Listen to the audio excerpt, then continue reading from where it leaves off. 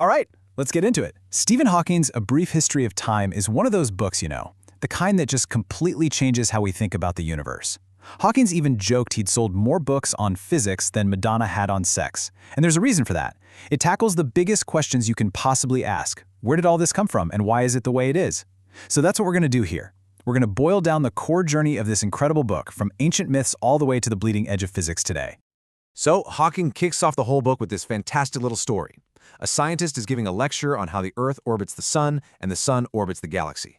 At the end, an old lady stands up and says, "That's all wrong. The world is really a flat plate on the back of a giant tortoise." The scientist, kind of smirking, asks, "And what is the tortoise standing on?" And she replies, "You're very clever, young man, but it's turtles all the way down." And that, right there, is the perfect setup for the whole book. Our quest to understand the universe is really just a story of replacing one picture with another, always digging for what's underneath the next turtle. All right, so this is where our journey really begins. We're moving away from those turtles, from a universe of myths and gods, to one that's, well, predictable, mechanical even. This was the first giant leap in how we saw the cosmos. For almost 2,000 years, our picture of the universe was slowly kind of snapping into focus. It started way back with Aristotle proving the Earth was a sphere. That led to Ptolemy's model, with the Earth at the center of everything, which, believe it or not, held on for centuries. Then, boom, a revolution.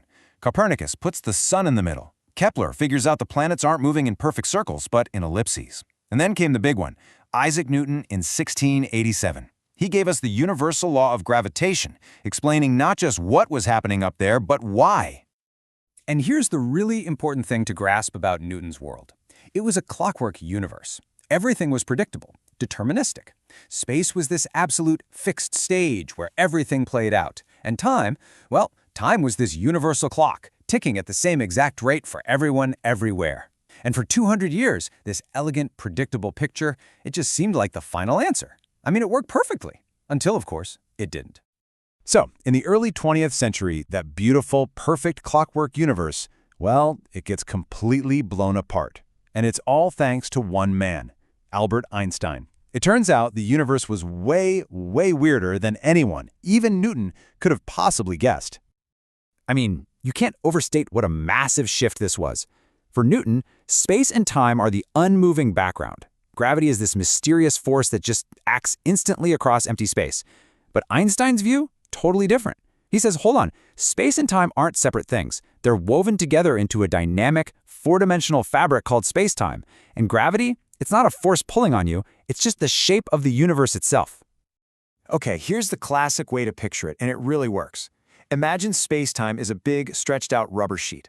Now you take a heavy bowling ball, that's our sun, and you place it in the middle. The sheet warps and curves, right? So now if you roll a smaller ball, say a marble representing the Earth, nearby, it's not being pulled by the bowling ball. It's just following the curve in the sheet. It's taking the straightest possible path through a curved space. That is gravity. It's just geometry. Okay, so just as Einstein is totally rewriting the rulebook for giant things like stars and galaxies, something just as strange, maybe even stranger, is happening at the other end of the scale, the world of the impossibly small. Welcome to the wonderful, wacky world of quantum mechanics. The difference here is just night and day. Look, in the world we're used to, the classical world, everything is predictable, right? If you know exactly where a baseball is and how fast it's going, you can predict exactly where it's going to land. But the quantum world, it just throws all of that out the window. It's built on pure chance and uncertainty. A particle doesn't have a definite spot until you look at it. Reality itself is, well, kind of fuzzy.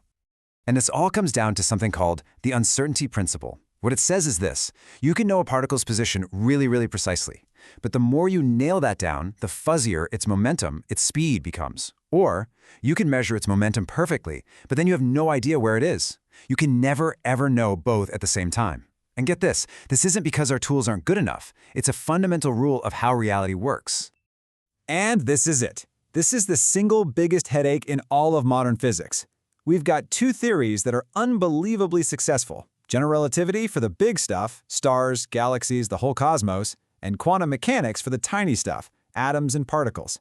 They both work perfectly in their own domains. The huge glaring problem? They just don't work together at all. They give you different answers to the same questions. They are fundamentally incompatible. So that brings us to the final piece of the puzzle. where we look at the fallout from these two incredible theories and the ultimate question they force us all to confront about reality itself. When you put these two giant ideas together, even though they don't quite fit, they give us this absolutely wild new picture of the universe. General relativity tells us that everything must have started from a single, infinitely hot and dense point, what we call the Big Bang.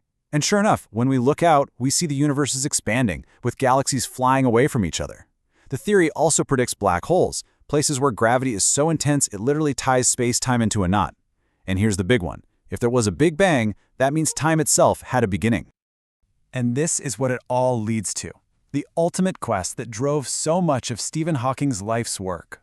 The search for a theory of everything.